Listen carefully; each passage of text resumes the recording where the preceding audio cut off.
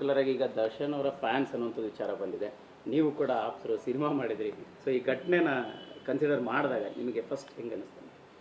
ಖಂಡಿತಲೂ ರೀ, ಈ ಥರ ಸಿಚುವೇಶನ್ ಬಂದಾಗ ಯಾವ ಸ್ಟಾರು ಯಾವ ಸೂಪರ್ ಸ್ಟಾರು ಅನ್ನೋದು ಕಣ್ಮುಂದೆ ಬರಲ್ಲ.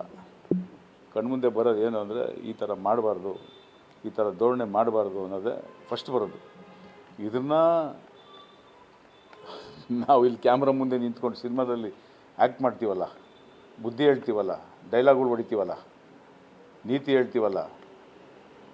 ಹೇಳ್ತೀವಲ್ವಾ ಸ್ಕ್ರೀನ್ ಮೇಲೆ, ಅದರಲ್ಲಿ 5% ನಾವು ನಮ್ಮ ರಿಯಲ್ ಲೈಫಲ್ಲಿ ಅಳವಡಿಸ್ಕೊಂಡ್ರೆ ಸಾಕು. ನಾವು ಜನಗಳಿಗೆ ಬುದ್ಧಿ ಹೇಳಕ್ಕೆ ಹೋಗ್ತೀವಲ್ವಾ ಅಲ್ವಾ ಸರ್? ಜನಗಳಿಗೆ ಹೇಳೋ ಬುದ್ಧಿ ಹೇಳ್ತೀವಲ್ವಾ, ನಾನು ಅದನ್ನು ಹೇಳ್ತಾ ಇದ್ದೀನಿ. ಸ್ಟಾರ್ಗಳಾಗ್ಬೋದು, ಯಾವುದೇ ಕಲಾವಿದರಾಗ್ಬೋದು, ಅವ್ರು ಹೇಳೋ ನೀತಿ ಪಾಠನ 2% ಇಲ್ಲ 5% ಅವರು ಅದನ್ನು ಫಾಲೋ ಮಾಡಿದ್ರೆ ಎಷ್ಟೋ ಚೆನ್ನಾಗಿರುತ್ತೆ.